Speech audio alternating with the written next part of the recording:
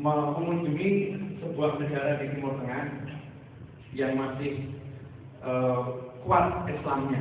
Jadi bangunan-bangunannya masih kuno seperti Hadramut itu.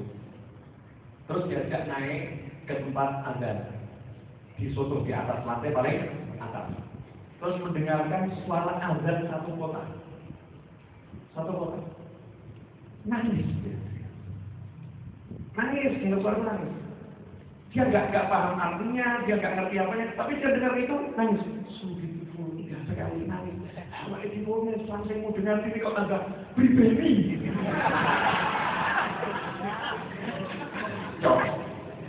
Yang salah kuping kita atau mulutnya yang azan? Ngomong aja. Banyak azan itu protes semua. Ya loro-loro ini salah, kuping itu salah.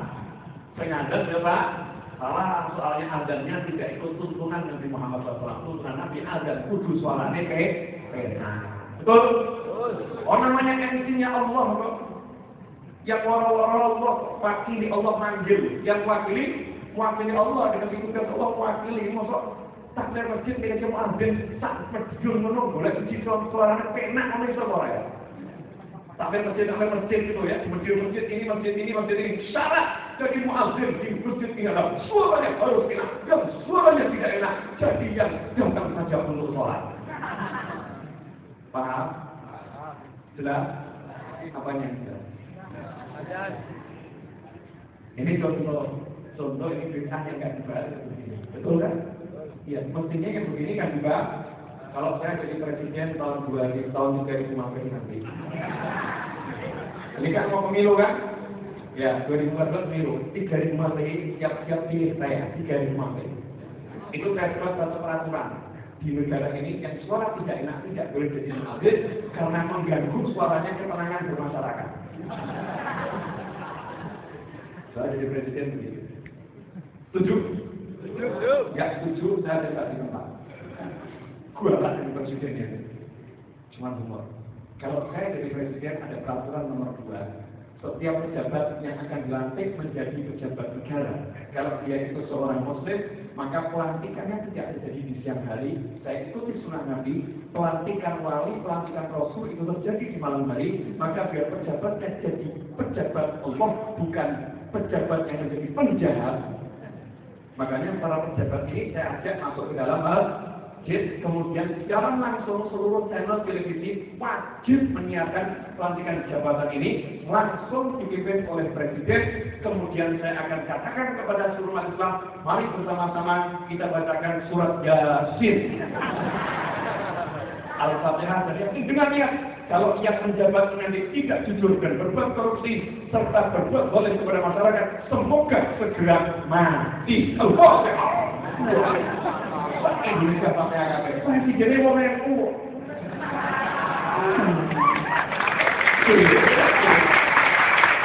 Oke, ya. Ya kan ya? Kira-kira masih ada yang mau jadi pejabat atau tidak ya? Termasuk presiden lebih. Dia sendiri tak tanah. Siapa yang berani coba jalan antaranya jatin aku. Ngeri itu. Orang yang bersurat Yasin adalah jantungnya Al-Quran. Nah hadirin yang dimuliakan Allah Subhanahu Wa Taala itu sekedar improvisasi. Ya improvisasi biar kita nggak terlampau panen, nggak terlampau tegang. Mungkin dengan hanya kenapa kok tadi saya sebut Habib Rizik gitu ya. Kita harus ngasih penghargaan pada orang-orang yang berjuang. Kasih penghargaan ini begini, masalah ada orang yang nggak cocok caranya atau saya nggak cocok caranya, belum tentu yang bersangkutan seperti itu, kadang medianya atau kadang anak buahnya dan lain sebagainya. Tapi kita diajarkan Rasul untuk melihat kebaikan orang lain dan menutup mata dari keburukan orang lain. Tugasnya Muslim menutup aib, bukan aib. Kalau ada kebaikan disuruh nyebut. Saya mengajarkan diri saya, teman-teman saya, murid-murid saya semuanya, pokoknya sama ulamanya jenis apapun, jangan mencaci, jangan maki, jangan menghina, ambil saja baiknya, buruknya biar urusan orang lain dan urusannya dengan Allah Subhanahu Wa Taala sehingga kita semua selamat. Ya, yang ngurusin biar pakar sama pakar. Kalau santri-santri ini urusannya pokoknya cari yang baik. Dan tadi kalian monumen luar biasa. Ini masterpiece-nya Habib Rizik mungkin ya. yang sampai hari kiamat akan menyanyikan orang, itu ganjarannya udah luar biasa. Saya itu waktu Ibu Fin Soeharto meninggal dunia, saya itu mendapatkan sedih tapi bahagia. Bahagianya di mana? Bahagianya saya karena Pak Harto memerintahkan, ini bahagianya saya. Pak Harto memerintahkan semua TV TVRI 7 hari 7 malam tidak boleh siaran macam-macam, siarannya cuma tahlilan.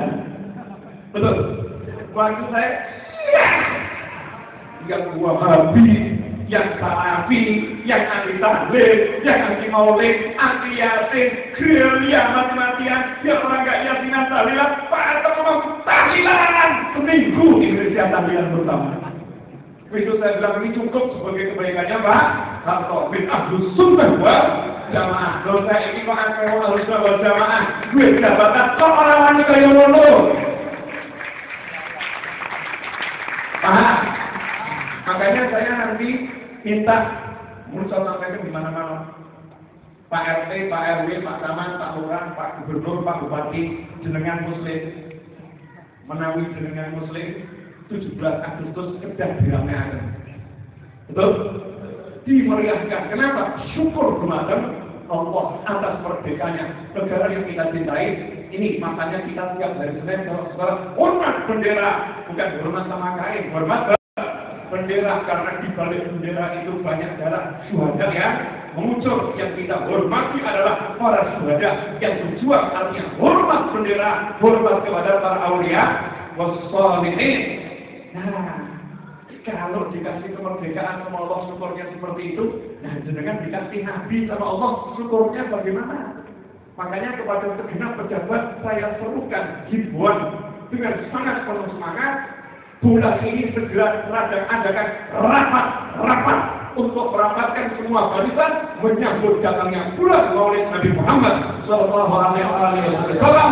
Maka setiap RT, setiap RW, lurah, camat, wali kota, bupati dan seterusnya yang Muslim kalau sampai tidak berusaha memuliakan, menghormati, mengagungkan Nabi Muhammad SAW dengan mempersiapkan hal yang luar biasa pada tanggal 12 Rabiul Awal minimal, bagaimana sudah dicanangkan di negeri ini 12 Rabiul Awal hari libur nasional sebagai hari lahirnya Nabi Muhammad SAW diperingati. Makanya mestinya 12 Rabiul Awal bangsa ini yang ada serentak Maulid. Tadi belum kosong sekarang? Belum ya? Belum. Kalau saya presidennya tahun 3 saya nanti, saya akan langsung konferensi pers. Bulan depan adalah bulan Maulid, bulannya Nabi saya, bulannya Rasul saya.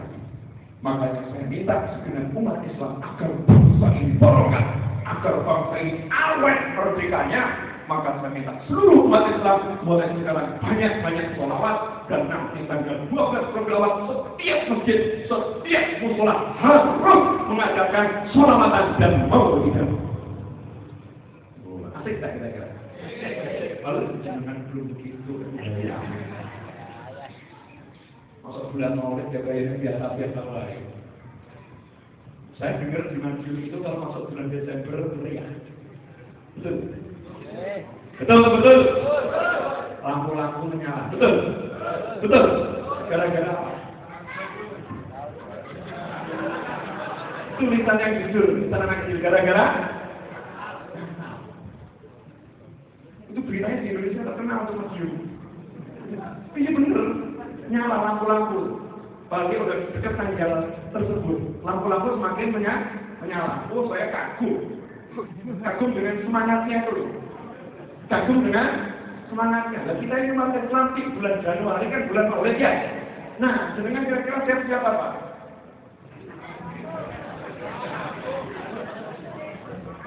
Katanya teman saya seorang kiai kalau di Ponorogo, nih Ponorogo ini.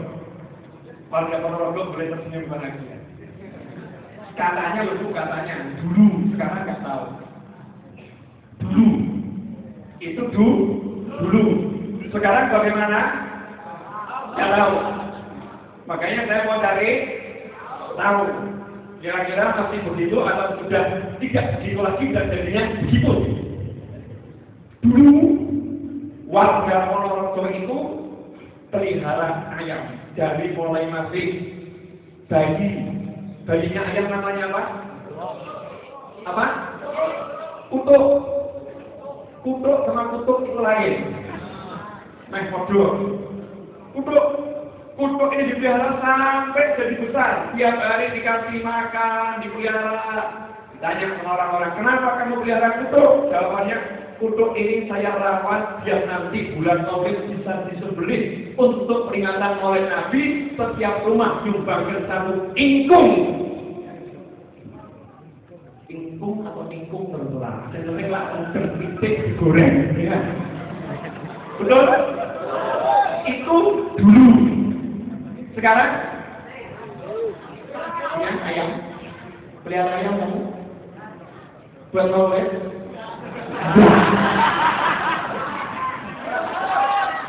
Nah, warga Ponorogo mengaku masuk ini. Yang masih gimana? Masih di rumahnya pulang tol biasa orang. Saya senang dengan cerita itu, berarti kan punya semangat yang luar biasa. Berarti tiap hari masih makan ayam, pahalanya peringatan Maulid Nabi. Cerdasnya dia tempo dulu mengajari masyarakatnya agar takzim kepada Maulid 1 tahun sebelum datangnya Maulid tersebut. Ini kan luar biasa. Lagi tinggal pasti besok kontak di mana? Contoh, Ahbabul Mustafa Badri. Apa yang sudah Anda persiapkan untuk menyambut bulan Rabiul Awal? Pertanyaan. Usul dari Habib Muhammad Al-Idris. Boleh. Kalau di Solo kan banyak banget kegiatan ini. Usul. Buat kirab rebana. Kumpulkan dari pesantren-pesantren, kumpulkan kelompok rebananya. Bareng rebana diarah satu persatu, ajak bupatinya untuk di depan sendiri naik kereta kencana. Atau yang mewakili, maksudnya biar resmi wujud dari pemerintah memperingati 12 Rabiul Awal. Ya, kemudian pergi ke Masjid Agung. Sampai di sini baca Maulid Ciptuk Duror. Setelah itu makan bersama. Jadi mulai sekarang masing-masing beli ayam. Jangan kutuk, beli ayam. Nanti 12 Awal masing-masing bawa satu tampah, dibawa ke masjid, 1 untuk 5 orang. Insya Allah panitia gak usah bingung. Masyarakat merawat dirinya masing-masing. Kalau minumnya bagaimana? Kolahnya kayak kakek banget. Kalau minum kan tinggal beli aqua kan murah gitu, air mineral. Paling 12.000, 13.000 dapat 48. Insya Allah kan bicara itu ya 10 nih bulan mau lihat. Ini bid'ah. Dan harus kita bid'ahkan lagi, semangatkan bid'ah yang seperti ini. Bid'ah yang seperti ini harus dihidupkan. Bid'ah yang seperti ini harus dimasyarakatkan. Bid'ah yang seperti ini harus ada di setiap masjid dan di setiap kampung. Biar apa? Aman negeri ini, aman bangsa ini. Cukup jelas? Dia tanya sama saya sini. Belum apa-apa. Itu yang merah. Buat semangat orang-orang yang tidak bersemangat. Saya di Solo waktu bulan Rajab dulu mencanangkan parade rebana. Saya undang berapa kiai, saya katakan, yuk buat parade rebana. Kirab rebana. Dan kelompok sodok dari mana? Jalan sama hati-hati. Mosok yang sama hati-hati yang melaku membantik karnival ya. Bantik karnival, memuduh melaku. Coba yang rebana ini jalan. Jadi biar orang-orang itu ngerti rebana ini adalah sesuatu yang sudah diakui di negeri ini. Biar masyarakat awam anak kecil itu tidak asing dengan rebana. Bingung. Nanti biayanya bagaimana? Wah, aku gemuk. Biaya jangan khawatir. Tak tanggung saya. Minimal motor saya itu tak dol yang mereka itu biaya. Kedol motor saya itu cukup untuk biaya acara yang dihadiri 5.000, 6.000 orang. Karena nggak ada koruptor. Nggak ada koruptor. cukup jalan. Ya cukup dan alhamdulillah nggak sampai jual motor, ya nggak sampai jual motornya, hanya ya jalan bagus sekarang dicanangkan sebagai kegiatan resmi acara Pemkot Solo. Setiap bulan Rajab ada parade rebana. Bid'ah lagi. Ya itu bid'ah yang harus dimasyarakatkan dan dihidupkan di mana? Setuju? Saya belum ceramah. Belum. Saya baru menyemangati jenengan-jenengan, tapi jamnya udah jam berapa? Jam 9, jam 10, jam beliau jam setengah 12. Saya lebih percaya dengan jam beliau daripada jam-jam yang ada di. Mau berhenti jam berapa ini?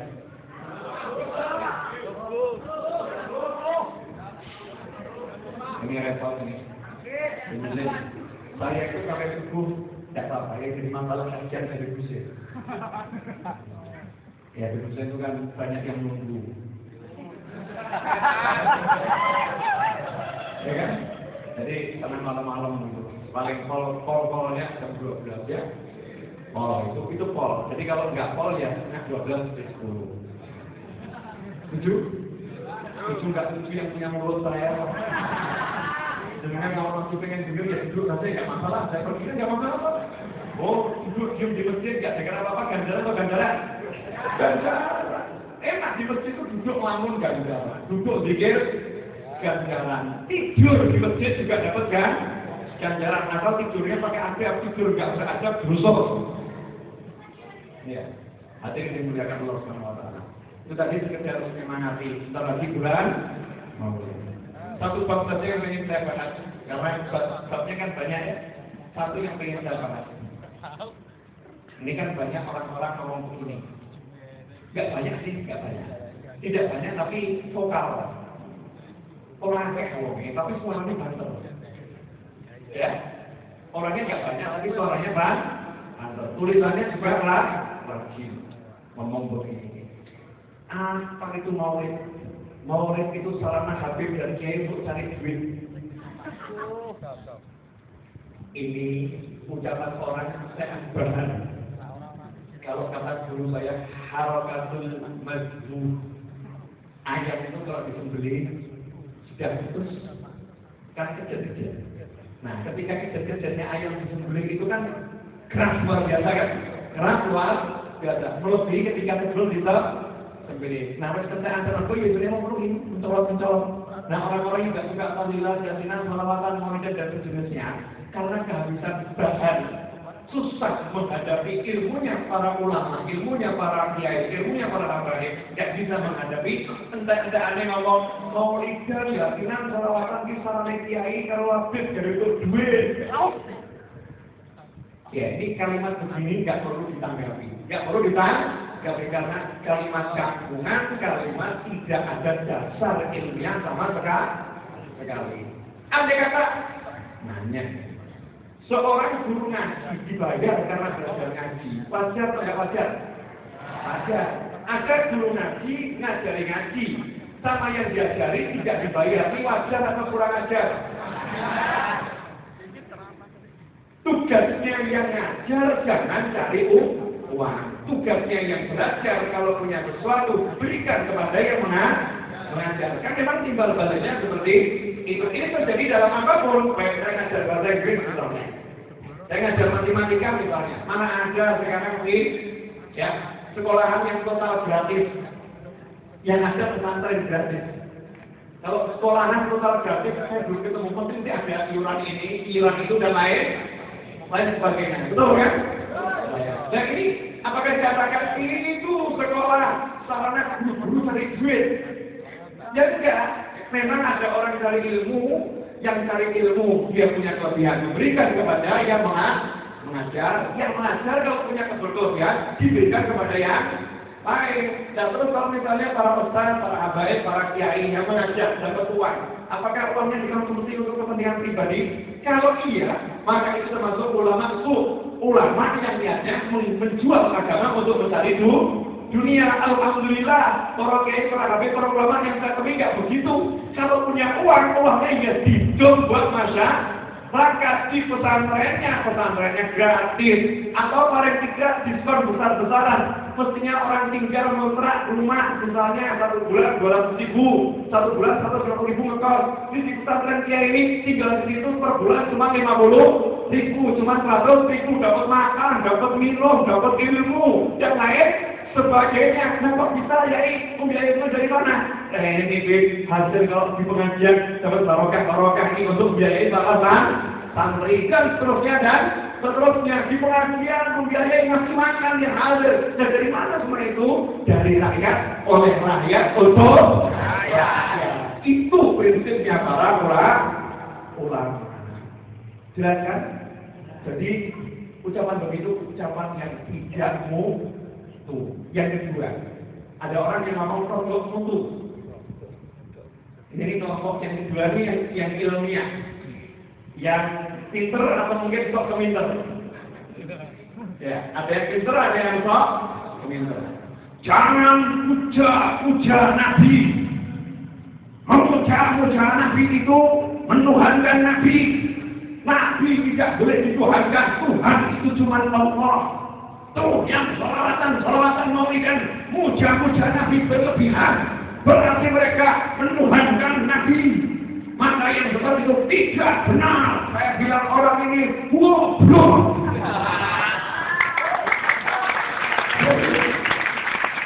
Kenapa saya sampai ngomong goblok? Karena ini orang ini kelompok yang sangat berbahaya. Saya itu jarang ngomong kasar. Kalau saya udah kasar ini berarti jadi ternyata tak boleh ngomong. Bu, misal suami dengan ngomong begini, istriku, suaminya, istriku sambil senyum gitu kan, ngadep, oh my love. Bumi terasa runtuh, buminya terasa runtuh, langit terasa bergoyang keras. Saat tidak tetap wajahmu. Saya mau nanya, ini omongan bener atau ngapusi? Bener atau ngapusi? Ngapusinya beneran atau nggak beneran? Ngapusinya niat kan? Ibu seneng atau nggak seneng? Seneng! Maksud, tumben kamu bisa ngapusi saya dengan bahasa yang begitu indah. Ngomongnya begitu.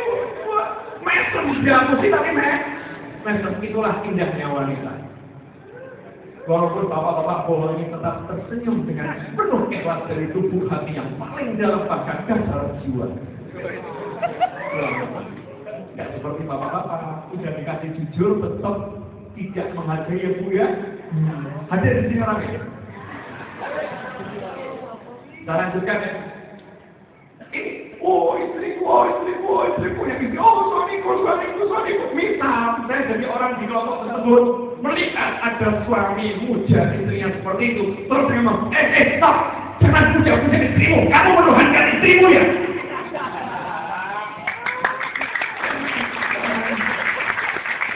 Ini orang pinter atau goblok? Goblok kan ya? Maaf saya pakai kata yang kasar ini, memang pantas kata kasar ini diberikan untuk orang-orang yang anti sama Nabi. Ya, goblok sekali. Kenapa goblok? Masa memuja disamakan dengan menuhankan? Tauhid mana itu? Cari kitab tauhid manapun apa ada kata memuji seseorang sama dengan menuhankan seseorang. Ketika memuji istri tidak disebut menuhankan, memuja istri tidak disebut menuhankan. Jawabannya apa? Muji istri, muja istri, bahkan dengan kalimat oh istriku, engkau adalah penghibur segala rara dan dukaku. Dengan kalimat seperti itu dikatakan itu cinta Pak Yai, itu cinta Habib, itu cinta Ustaz. Lalu kenapa saat saya puji Nabi, oh Nabi, engkau penghapus segala kesedihanku. Kalian katakan aku telah menuhankan Nabi. Siapa yang lebih layak dipuja, Nabi atau istri? Kalau kita bilang kepada istri, engkau adalah pelipur maraku, bohong. Istri tidak punya kemampuan seperti itu, total. Betul kan? Tapi kalau kita puja Nabi, Nabi engkau adalah pelipur lalaku. Memang benar Nabi begitu. Memang benar Nabi begitu. Setiap pujian untuk istri itu banyak bohongnya. Lebih contoh. Betul? Pujian untuk istri banyak lebihnya. Kenapa dilebihkan? Kalau puji Nabi selebih apapun tidak lebih, belum mencapai yang seharusnya dalam puji Nabi. Betul kan? Jadi tidak ada kata-kata berlebih-lebihan dalam memuji Nabi. Tidak ada kata-kata terlampau dalam memuji Nabi. Nah itu para jamu balik atau penceramah yang mengatakan Nabi telah bersabda, jangan kalian berlebih-lebihan dalam memujiku. Bagaimana umat Nasrani memuja Isa bin Maryam? Hadis ini suka dipotong dan suka diterjemahkan serampangan. Banyak yang sekarang ngomong, tuh Nabi udah ngomong, jangan puja-puja aku. Orang yang seperti ini kurang ajar. Kenapa kurang ajar? Karena dia telah berbohong atas nama Nabi dengan hadis Nabi untuk melarang orang umat Islam untuk tidak memuji Nabi, tapi disuruh memuji gurunya, disuruh memuji dirinya, disuruh memuji golongannya, disuruh memuji ajarannya, tapi tidak memuji Nabi Muhammad. Ini apa? Ini apa? Coba kalimatnya, apakah hadisnya la tamdahni atau la tamdahuni? Jangan madah aku, apakah seperti itu? Tidak. La tutruni. Rasul tidak menggunakan kata madah, tapi ikrah. Yang sekolah bahasa Arab mestinya paham. Di sini ada kan yang sekolah bahasa Arab? Ada kan? Udah pokoknya ada. Mungkin jin-jinnya kan sekolah di sini. Loh, jin itu juga kuliah. Iya. Jangan ada kalau jin kuliah. Emangnya di kampus-kampus nggak ada jin? Oh banyak. Jin itu sarjana teknik, sarjana ekonomi ada, cuma nggak kerja sama pemerintah. Nah kalau jin kerja di bengkel kan bingung orang itu. Kan juga jin itu belajar bareng bersama manusia. Cuma juga ngakak, jin lihat ilmunya manusia di ngakak, manusia dia. Kalau mau detail dipelajari, jadi tenang sama kita punya soal, tidak kawan-kawan mau jodoh. Salah juga boleh. Al-Iqrar sama Al-Madah itu beda. Madah itu memuji seseorang dengan sesuatu yang ada pada dirinya, itu namanya madah. Orangnya ganteng bilang, oh kamu mahal. Orangnya cantik bilang, oh kamu cantik. Orangnya kaya bilang, kamu memang seorang yang berharga. Orangnya dermawan bilang, kamu sangat ulama. Ya. Memuji dengan sesuatu yang ada pada diri yang dipuji. Pujian yang semacam ini disunnahkan oleh Nabi Muhammad SAW. Sehingga Rasul bersabda, al-mu'min, seorang mu'min, idza mudiha, jika dipuji, marabal iman juga lebih iman dalam hatinya akan tumbuh semakin kuat. Akan tumbuh semakin kuat. Ini madah. Nah kalau ikrah itu bagaimana? Ikrah itu memuji seseorang dengan sesuatu yang tidak dia miliki. Orangnya bodoh, dibilang kamu memang pintar yang luar biasa. Bukan sangat menghina, tapi maksudnya untuk menyanjung-nyanjung tadi. Menyanjung-nyanjung dengan sesuatu yang tidak ada pada diri orang tersebut. Orangnya nggak pernah sholat tahajud, wah kamu memang luar biasa. Saya tahu tiap malam kamu tahajud 1000 rakaat. Anehnya yang dipuji, kamu kok tahu luar biasa. Kalau merasa bangga, kosan gue dipuji masih kerjaan. Tanjung ini kan lo paling bodoh. Dipuji dengan sesuatu yang tidak ada pada dirinya, tapi dia tertahan. Tanjung dan membenarkan seakan-akan dia seperti itu. Kita mungkin juga masih sering begitu. Kamu namanya banyak, jangan begitu. Mau sampai channel itu kan jualan. Dosanya juga itu memuji seorang dengan sesuatu yang tidak ada pada. Nah Rasul mengatakan ratu turuni, jangan kalian puji aku dengan sesuatu yang tidak aku miliki. Jangan puji aku dengan sesuatu yang tidak aku miliki. Terjemahannya begitu. Jangan puja aku dengan sesuatu yang tidak ada pada diriku. Pertanyaannya, Nah, atau yang nggak ada di diri Nabi? Apa toh? Segala keindahan, kebaikan, kemuliaan, semua pujian itu ada pada diri Nabi. Tidak ada yang tidak ada dalam diri Nabi. Semuanya ada dalam diri Nabi. Andai kata Nabi nggak nanti tahu, kita juga nggak bakal tahu. Lalu turun, jangan kalian puji aku dengan sesuatu yang tidak ada dalam diriku. Itu perintah Nabi jelas, larangannya jelas. Jangan puji aku dengan sesuatu yang tidak ada dalam diriku. Cuma mubalik, nerjemahkannya nggak begitu. Yang begitu tuh, nerjemahkannya nggak begitu. Kenapa? Karena memang dasarnya nggak punya cinta kepada Nabi. Karena hatinya tidak punya hubungan dengan Nabi Muhammad Sallallahu Alaihi Wasallam. Paham? Insyaallah. Berarti melek. Tegas suaranya ibu-ibu, soalnya sudah senang dengarnya. Tambah semangat, ini jam 12 kurang 10 biasanya. Hampir kurang. Paham? Betul apa yang tidak ada dalam diri Nabi? Nabi bersabda, "Kama abratin Nasara Isa bin Maryam." Sebagaimana umat Nasrani memuji Isa bin Maryam dengan sesuatu yang tidak dia miliki. Sebagaimana umat Nasrani memuji Isa bin Maryam dengan sesuatu yang tidak dia miliki, yang tidak beliau miliki. Nah, apa yang tidak dimiliki oleh Isa bin Maryam yang dijadikan pujian oleh umat Nasrani, nanti Isa diangkat sebagai Tuhan. Nah, itu yang dilakukan oleh Nabi. Jangan puji aku sebagai Tuhan. Dan alhamdulillah dengan lisan nabawiyah Rasul telah bersabda dalam kitab Sahih Bukhari, aku tidak takut kalian akan menyekutukan Allah sepeninggalku nanti. Jaminan dari Nabi. Aku tidak khawatir kalian jadi orang yang menyekutukan Allah setelah sepeninggalku nanti. Kenapa? Nabi itu sukses. Udah bikin orang tauhid. Gak mungkin didikan Nabi keliru. Paham? Untuk tauhid Nabi udah sukses. Semua la ilaha illallah Muhammad Rasulullah nggak mungkin menuhankan selain Allah umat Islam dijamin sama Nabi. Yang Nabi katakan yang aku khawatirkan sepeninggalku nanti dunia ini digelar untuk kalian semua, kalian mudah rezekinya, kemudian kalian berlomba-lomba mengejar dunia lupa pada akhirat. Itu yang dikhawatirkan Nabi. Lah anehnya kok mubalik menjelang maulid, setelah maulid kok hidupnya tambah mulus nih. Jangan puji Nabi berlebihan. Kok gak ngomongnya ojo golek duit akeh-akeh. Kok gak ngomong begitu ya? Jangan rancut pada harta, jangan rancut pada dunia, jangan masukkan harta itu dalam hati.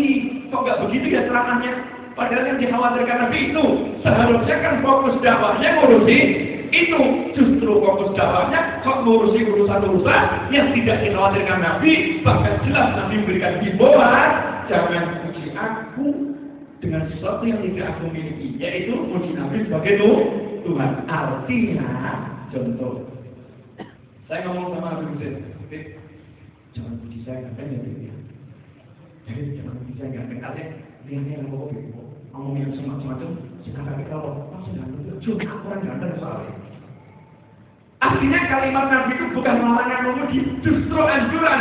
Pujilah aku dengan semua pujian, asal tidak menuhankan aku. Itulah yang namanya balaghahnya Nabi Muhammad Sallallahu Alaihi Wasallam. Orang Arab Timur dulu mudeng, aku orang Tartiwari mudeng. Saya ini Arab Semanggi. Lahirnya kan di Pasar Kliwon, kita mudeng. Nah, masa orang-orang Arab Timur dulu nggak paham gitu loh. Makanya para ulama dari zaman ke zaman, para sahabat dari masa ke masa, tabi'in dari masa ke masa itu selalu buat syair-syair pujian kepada Nabi Muhammad Sallallahu Alaihi Wasallam. Cukup jelas? Dengan kok ngantuk kenapa? Ngantuk? Saya yang ceramah aja nggak ngantuk lagi. Kemeringat, gebrobyos, teriak-teriak. Yang ketiga, jelas tadi ya, larangan pujian itu sama sekali tidak benar. Justru orang-orang itu menghalangi umat Islam untuk memuliakan Nabi kan tanda tanya. Tanda tanya. Ini karena bodohnya, atau memang ada sistematis tertentu untuk menjauhkan umat ini dari Nabi, jika umat sudah diadu domba, mudah umat itu kemudian nanti dipecah-pecah, dianiaya, karena sudah jauh dari Nabi Muhammad SAW. Yang ketiga, ini penting juga, maulid, serangan-serangan yang maulid ini, kita wah, kok datang Nabi banget, kiam-kiam orang yang tuntunan, rokok. Ya, jawabannya jawaban bodoh ya. Ya ilmiah, saya jawab bodoh. Saya mengatakan, bagaimana orang berdiri nggak boleh? Loh, gini tuh. Kan lah, kita mau ini gue. Duduknya lah. Ini jadi ulama, orang kesemutan dia nggak bimbingan, maka di tengah-tengah tidak ada dengan manfaat, tidak ada sholat. Berarti yang orang ada sok sikile, gil tak boleh, pokoknya sikile pokoknya tradisional ada. Ini jawaban seperti itu. Jawaban ilmiah, bukan. Baca buku hadis dan sirah nabawiyah. Lebih dari 50 sahabat menyampaikan sanjungan langsung kepada Nabi Muhammad SAW dengan posisi berdiri. Tidak ada orang menyampaikan pujian sambil duduk, tidak ada. Orang yang menyampaikan pujian itu pasti berdiri. Kemudian bacakan pujiannya, atau menyampaikan sanjungannya, atau menyampaikan pujiannya. Satu dalil cukup, gak usah kakek. Eman-eman ada. Bagaimana yang begitu kan? Satu dalil cukup. Coba lihat hijrahnya Nabi Muhammad SAW dari Mekah menuju Madinah.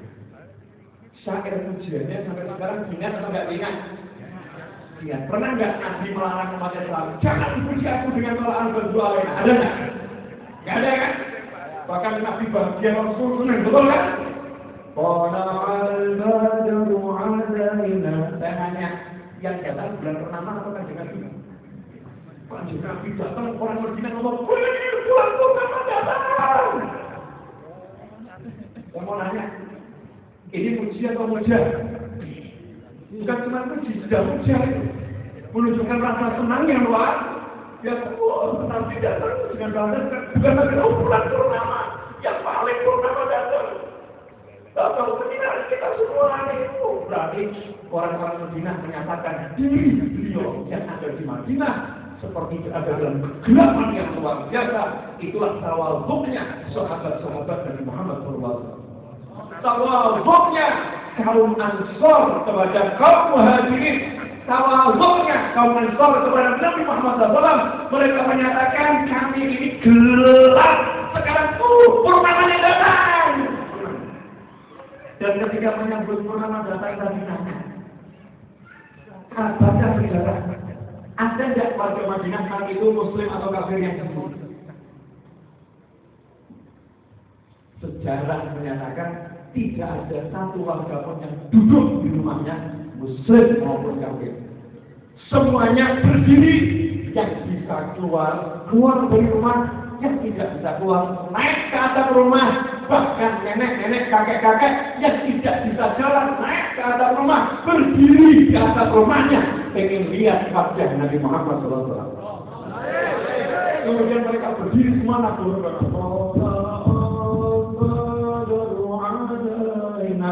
Lagunya seperti ini atau seperti yang lain, bawa-bawa. Karena tidak ada riwayat yang jelas untuk lagunya seperti apa. Tapi yang jelas wajahnya seperti itu. Artinya ini apa? Menyambut Nabi, muji Nabi dengan berdiri. Jadi kalau jenengan muji Nabi sambil berdiri, itu bukan rekayasa atau jaga-jaga, tidak. Memang kita sudah praktek menirukan apa yang dijalankan oleh para sahabat. Wah, ada yang mencontoh lagi. Kalau kanjeng Nabi kita mau apa? Curi. Bagi orang kuat itu mesti ada. Saja omongannya. Jawab tak motor kulit, jawab motor pisau. Kita ada jawaban meripatku kita. Nah, meripatku padang pisau nyawang.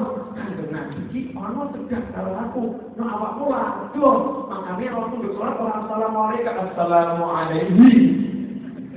Lah awakku iki muslim senengan salat yo assalamualaikum ayyuhan nabiyyu.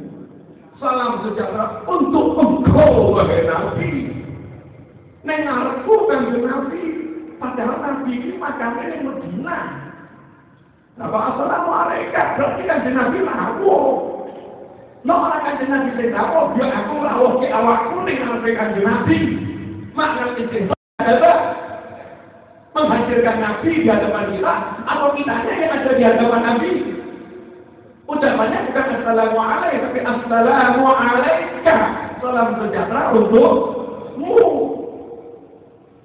Makanya dengan ngomong Nabi sudah meninggal terus bawa partai itu dengan Nabi. Kalau mati nilai dengan kita kurang ajar. Justru kita disuruh menghidupkan Nabi Muhammad SAW dalam pikiran kita, dalam kehidupan kita, dalam hati kita. Ada Rasulullah Sallallahu Alaihi Wasallam. Makanya kita amalkan sunnah itu baik Nabi masih hidup maupun Nabi sudah meninggal dunia. Nah itu kan Nabi udah meninggal kan bisa. Makanya sinau dia sahabat yang muji Nabi selama meninggal itu banyak. Bahkan catat Nabi terbujur, belum dikubur, sahabat sudah marah, langsung memuji Sayyidina Abu Bakar As-Siddiq radhiyallahu ta'ala mencium kening Nabi, dibuka dicium keningnya. Kenapa? Mau sepuh, mertuanya, sahabatnya, bukan kurang ajar, sopan dan cinta. Cium kening Nabi yang lain nggak berani sahabat yang lain menjauh, tidak berani mendekati Nabi. Kenapa? Waktu hidupnya mereka memuliakan Nabi, setelah Nabi itu wafat, beliau juga jauh, tidak berani mendekat kecuali orang-orang yang memang dekat. Makanya sampai sekarang jangan kurang ajar sama ulama dipandang kayak pacar dewe, diparangi, dirangkul, diampuni. Itu bukan takbir, tapi itu kurang ajar kepada ulama. Kalau habis saya rangkulan sama Begusen ya bagus. Nah kalau dengan rangkulan Begusen kurang ajar. Kecuali Begusen yang manggil, sini aku ingin meluk di dua itu lain. Itu namanya takdir. Ada tak? Takdir, pengagungan. Sudah dibaca ikhlas oleh diri itu angkol. Sunnah Nabi begitu, nggak ada sahabat yang begitu dengan Nabi Muhammad SAW. Semua memuliakan takdir. Meskipun Rasul tidak memberikan jarak, tapi sahabat juga ngerti kalau dengan ngajar ini. Tahu ada sopan santun unggah-unggahnya itu lah. Tahu. Begini kan nggak diajarkan. Betul. Iya, soalnya membaca buku orang yang ngerti kiai.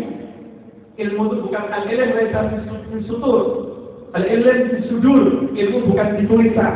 Ilmu itu di balik tulisan, adanya dalam dada. Nanti terakhir saya jelaskan sedikit saja. Nah, Sayyidina Abu Bakar Siddiq cium kening Nabi. Dicium. Setelah itu sahabat berkata, Abu Bakar Siddiq, "Tibta hayyan wa mayyita." Tibta hayyan wa mayyita. Duhai Nabi, engkau semasa hidup harum. Setelah wafat engkau juga harum.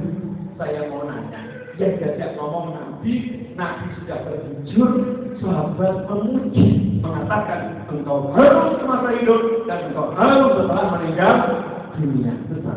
Setelah itu datang Khalifah Umar bin Khattab radhiyallahu ta'ala anhu berdiri di hadapan Nabi, baca kitab Ihya Ulumuddin. Di situ dijelaskan Sayyidina Umar bin Khattab berdiri menyampaikan pujian-pujian kepada Nabi Muhammad SAW sangat panjang. Lebih jelasnya baca buku saya yang berjudul Akhlak Nabi, ini promosi. Ya, Akhlak Nabi ini promosi. Bacanya gratis, punyanya beli. Jelas. Jadi mujizat berdiri itu sunnah Nabi Muhammad Sallallahu Alaihi Wasallam. Ada yang condong lagi, percuma. Saya mau coba mulai orang ngerti. Saya mau ke orang mudeng, mati apa? Siapanya? Gue pengen ngerti manfaat itu kalau itu. Lah bagaimana? Anjir kok pengen memasalahkan dan menghidupkan sunnah Nabi. Saya jenenge bahasa Arab. Bahasa Arab itu bahasanya Kanjeng Nabi. Bahasa Arab itu bahasanya Al-Quran. Al-Quran itu bahasa Arab. Qurannya itu bahasa Arab. Ojo ngomong bahasa Al-Quran, Al-Qurannya itu bahasa Arab. Untuk menunjukkan kemuliaan bangsa Arab, Allah memilihnya bahasa yang menjadi bahasa Al-Quran. Kanjeng Nabi ngomongnya bahasa Arab, tapi yang mengucap bahasa Arab yaitu sunnah Kanjeng Nabi Muhammad sallallahu alaihi wasallam. Mudeng orang mudeng itu kan ganjaran. Nah, iki umat dina bahasa Arab gelem minimal ning mawosak kupinge ngrungokke suarane bahasa Arab kan ngopo dirungokke kalimat-kalimat apik isine sejarah Kanjeng Nabi. Wah, manfaatnya apa? Manfaatnya orang yang kuping, manfaatnya yang hati. Paham? Contoh-contoh. Tadi waktu nyanyi Rohatil Asya Abyaru Tasdu fi layalil qawli Wa barikun nuri yabdu Ahmadi. Nanya, kebanyakan kalau artinya tidak. Tidak, tapi rasanya enak atau enggak enak? Enak. Bisa merasakan tuh? Ya begitu Pak, hati nggak ngerti, tapi Allah sampaikan rasanya ke dalam hati. Contoh, masih terima. Contoh, ngantuk balik. Contoh ya, ngantuk sini, bersama. Misal ini istri saya, mana ada istri saya nggak seperti ini betulnya. Istri saya cantik, dia ada duanya di alam semesta. Iya, tiganya aja, empatnya aja, duanya. Contoh ya, misal istri saya, terus saya buat begini, sayang,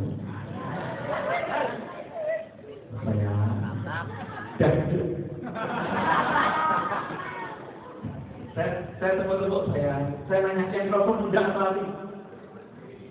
Yang rokok saya itu kok sini, nyampainya kata saya itu di sini atau di sini? Di hati kan? Hati. Nah, berarti sayang itu tepukan sini atau sini? Sini kan? Hati. Sama. Bahasa Arab tapi dengar mungkin nggak ngerti hati, tapi ketika mendengarkan sampai ke dalam hati. Paham? Nah, orang mudeng untuk manfaat saya meneh. Mudeng. Orang mudeng untuk manfaat saya meneh. Mudeng. Kalau mudeng nanti manfaatnya double. Selanjutnya, kamu bilang nggak ada manfaatnya dengan bahasa Arab, tapi aneh. Lah anakmu yang bahasa Inggris orang mudeng artinya kok orang. Wah, gak nyanyi. Yang sekolahan, anak pinter, mungkin yola, pinter nih. Ganjaran itu, anak menyanyi kelewatan, genah ganjaran. Nah itu, kamu dengan ini kok nggak ojo dosa kan gak nih? Ini sekedar gambaran ya, gambaran. Artinya bulan Maulid nanti, yuk semangat menghidupkan Maulid. Kita tunjukkan sama orang kita punya nabi, kita punya rasul, nabi kita, rasul kita tidak pernah mati, cuma kau pindah dari dunia ila dari akhirat, dari dunia ke akhirat dan terus ada di tengah-tengah kita. Terakhir, jam 12 lewat 5 menit. Tadi kan saya lihat jam 11:30, sekarang 12 lewat 5 menit. Dengan percaya boleh, tidak percaya juga boleh. Saya besok jam 10 insya Allah harus di desa di Semarang sana. Besok ini anak saya kalau tidur di belakang rumah. Kalau malam kan kesian. Ya apalagi ibunya di rumah kan lebih kesian. Sampai rumah sudah ditinggal berhilang lagi ya bebek.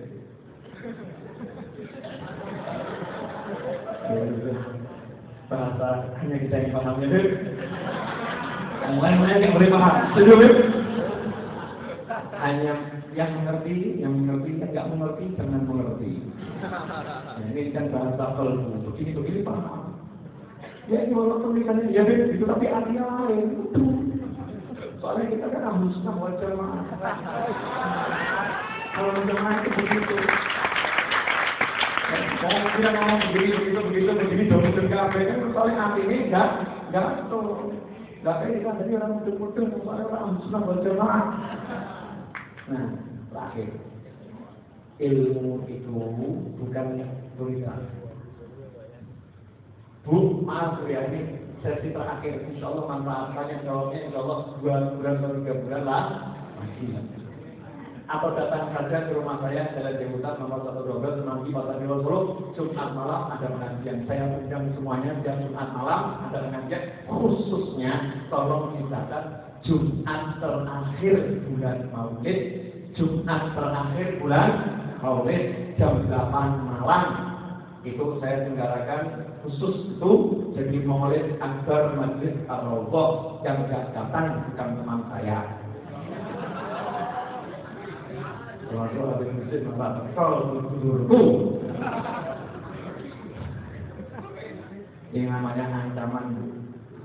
Terus kalau nggak bisa datang gimana, Beb? Dengarkan saja lewat audio. Kalau audio nggak nyampe, lihat audio streaming. Kalau nggak bisa lewat video streaming. Nanti tinggal dicari di YouTube. Alhamdulillah Masjid Ar-Rawdah tiap Jumat malam pengajiannya saya live streaming video dan live langsung ke YouTube. Jadi bukan di-upload tapi live langsung di YouTube. Alamatnya YouTube Ar-Rawdah.youtube ya. www.arrawdah.youtube. Apa saya di YouTube ketik Ar-Rawdah nanti akan muncul. Dan nanti akan muncul. Terus kalau nggak bisa ke sana, yo minimal niat ekor dikodok. Yang tidak mau berarti kan tidak niat, betul kan? Tidak mau datang, makanya kalimatnya diperhatikan. Yang tidak mau datang bukan saya, bukan yang tidak bisa datang. Yang niat datang kalau tidak bisa berarti teman saya. Kenapa saya ngomong begini? Biar dengan semua pasang niat jadi pahalanya semua kan? Itu maafin aku. Ini terakhir penting, serius penting. Saya mau nanya, pelem manis, jeruk manis, misalnya durian manis, gadis, janda,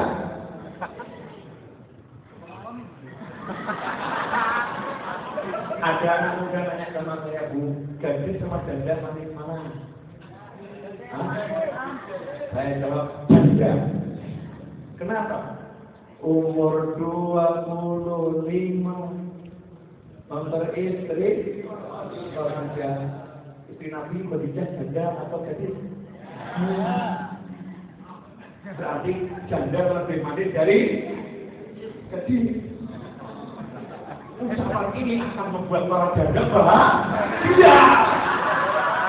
Dan membahagiakan wanita itu pahalanya luar biasa. Masa janda itu boleh kamu janda, kurang ajar kamu. Itu kan Islam itu itu. Wong gadis itu pasti insya Allah mulia, ya kan? Nah kan janda itu kan banyak ujiannya, banyak fitnahnya, betul ya? Maka perlu diangkat derajatnya. Bu, ini cerita ya Bu ya. Saya punya santri itu lucu. Jatuh cinta dengan janda usia 23 tahun. Terus saya tanya, mau dinikahin sama dia? Saya nanya, kamu kok begini dia kenapa? Mau nyamperin anak yatim, Bu. Mau nyamperin anak yatim, Bu. Alah, kaya mau anak yatim. Anak yatim mau boleh. Setelah saya lihat ternyata ibunya umur 23 tahun. Jadi ini bukan menyamperin anak yatim. Mana itu pengen rapi kalau boleh. Alasan menyamperin anak yatim, ya beda. Biar pulangnya melek, Bu. Biar pulangnya tidak ngantuk. Pulang ngantuk kan nabrak amanat tapi nabrak tapi tolong tapi belum dikit. Udah kita teriak-teriak orang dulu pegang-pegang semua. Ini kan sedikit umur. Nah, manis, tetap manis. Sekarang saya mau nanya, manis itu apa? Pegi. Pegi itu apa? Manis. Coba terangkan pada saya manis itu apa? Yang bisa saya kasih hadiah. Yang bisa saya kasih hadiah handphone 2.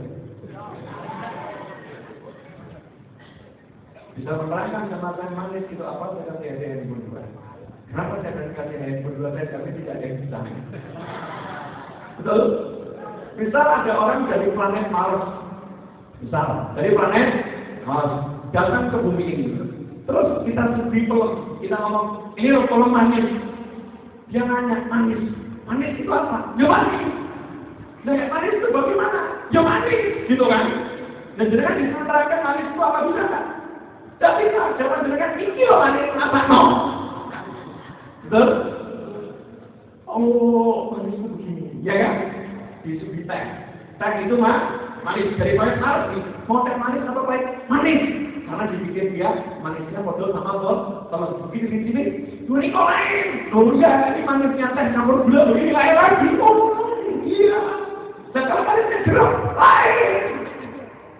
Oh, jadi manis itu satu kata untuk sebuah rasa yang beraneka rasa. Betul? Namanya manis, tapi rasanya macam-macam. Sekarang saya menanya, manis satu kata, tapi maknanya macam-macam. Dan makna itu bisa diketahui dengan dirasa. Berarti kata manis cuma pintu pengantar untuk menggambarkan sekian banyak masalah. Kalau ini agak rumit, ini harus pakai fokus sedikit. Kata manis cuma satu kata untuk mengantarkan ke banyak pemahaman tentang rasa. Paham? Nah kalau ada orang cuma berpegang pada manis, baik, kecut, ini orang alim atau belum alim? Belum. Orang yang berilmu bukan yang bisa menyebutkan manis, baik, asin, bukan itu. Orang yang berilmu itu yang bisa menjelaskan di balik kata manis itu apa? Di balik kata manis, oh manisnya jeruk begini, manisnya durian begini. Dia bisa menjelaskan sekian banyak makna di balik manis. Itulah yang namanya orang yang alim. Al-alim, orang yang alim adalah yang mengerti di balik kata-kata, bukan yang tahu kata-kata. Al-Quran dari zaman dahulu diturunkan pada Nabi dari zaman azali dan sampai kapanpun juga wahyu Allah Al-Quran itu 30 juz. Tidak mungkin nambah, tidak mungkin kurang. Tapi di balik Al-Quran ilmunya unlimited, tidak terbatasi oleh apapun. Hadis Nabi Sahih Bukhari dari dulu ya begitu, tapi isi di balik kalimat Sahih Bukhari tadi ilmu yang tidak ada hadisnya. Karena itu sungguh tidak akan mendapatkan ziyadatul ilm, tambahan pemahaman ilmu. Kalau seseorang cuma berpegang pada apa yang didengarnya dan tidak melihat apa yang sampai ke dalam hatinya. Seorang pencari ilmu ataupun seorang pengajar ilmu harus meyakini setiap yang didengar itu sarana untuk memberikan tambahan ilmu ke dalam hati. Banyak hal yang dia dengar tapi sampai hati tidak seperti itu. Contoh saya menerangkan bla yang dengan ngomong Allah tahu. Ini tidak bakal ada tambahan ilmu. Kenapa? Karena dia sudah mengunci sendiri masuknya ilmu ke dalam hati dengan mengartikan kalimat itu sesuai apa yang dia tahu selama ini. Manis, ngerti ini mau tolong. Padahal dia harus dikirim Allah rasa manis yang jeruk. Paham? Nah orang yang alim tidak begitu, dengar kalimat apapun didengarkan, dia nunggu dari Allah. Ya Allah, apa yang akan engkau jelaskan di balik kalimat tersebut? Itu orang yang alim. Makanya orang yang alim tidak pernah merasa resah mendengarkan ucapan orang yang menyampaikan pengetahuan siapapun orangnya dan apapun yang dibacakannya. Makanya para kiai dari dulu ngajar ajrumnya tanpa henti, tidak pernah bosan. Kenapa? Karena setiap mengajar menanti tambahan ilmu apa di balik kalimat yang akan diajarkan hari ini. Terakhir, ini mahal. Jadi kalau ada orang yang ada kita walabul akmi faridatun ala kulli muslim. Biasanya kita ngomong, pelajaran PhD mau cari ilmu wajib bagi setiap muslim. Maka dengan kata-kata itu kita merasa sudah paham? Selesai. Tidak bakal dapat tambahan ilmu. Tapi coba dengarkan pakai hati. Walabul akmi faridatun ala kulli muslim. Minta petunjuk sama Allah, beri saya tambahan ilmu. Ketika saya praktekkan cara ini, dalam 1 detik saya dapat tambahan ilmu yang luar biasa. Talabul ilmi fardhatun ala kulli muslim. Mencari ilmu fardhah wajib bagi setiap muslim. Lantas bagaimana bagi yang kafir? Apakah yang kafir tidak wajib mencari ilmu? Dari makna ini bukan sebuah syarat, bukan, tapi sebuah hikmah. Di situ terkandung bahwa al-ilm mahrumun lil kafir. Yang namanya ilmu tidak akan diberikan oleh Allah kepada orang yang kafir. Karena syarat untuk menerima ilmu harus berhubungan dengan Allah. Karena ilmu dari nama Allah Al-Alim, dan nama Allah Al-Alim ini tidak akan tajam-tajamnya diwariskan kepada orang yang tidak yakin kepada Allah. Makanya untuk mendapatkan ilmunya Allah, orang tersebut syarat nomor 1 harus muslim. Kalau tidak muslim maka tidak akan mendapatkan ilmu. Habis dari itu nyatanya banyak orang kafir yang dia punya ilmu banyak, itu bukan ilmu, itu cuma kata-kata, itu cuma kalimat. Ilmu adalah dibalik kalimat, dan ilmu yang seperti itu yang dikatakan oleh Rasul fardhatun wajib dicari oleh setiap muslim. Ilmu seperti itulah yang Rasul diperintahkan oleh Allah dengan fi'il amr di dalam Al-Quran, wa qur rabbi zidni ilma, dan katakanlah duhai Allah sebagai halaku, beri aku tambahan ilmu. Sampai di sini Pak, lebih jauh datang ke surga. Nanti akan saya jelaskan. Ini saya karena mau mendengar pakai hati dikasih tambahan sama Allah. Fardhatun ala kulli muslim dalam arti berserah. Orang yang mau dapat ilmu syaratnya menyerahkan diri. Kalau tidak menyerahkan diri kepada gurunya, maka dia tidak akan mungkin mendapatkan ilmu. Maka syarat pertama kali seorang murid adalah taslim, menyerahkan semua urusan dirinya kepada guru. Sebelum dia menyerahkan hati dan dirinya kepada guru, maka guru tidak akan memberikan hati dan dirinya kepada murid. Karena cari ilmu itu hubungan cinta kasih antara guru dan murid, dan cinta kasih adalah hubungan dua hati. Ilmu yang ada dalam hati tidak akan sampai ke dalam hati yang tidak menyerahkan hati kepada pemilik ilmu yang ada dalam hati tersebut. Sebagai seorang kekasih tidak akan menceritakan rahasianya kecuali kepada hati yang mencintainya. Dan sampai terus nanti sampai subuh. Demikian semoga manfaat. Wabillahi taufiq wal hidayah. Wassalamualaikum warahmatullahi wabarakatuh. Yang berminat buku-buku tentang saya bisa cari di depan.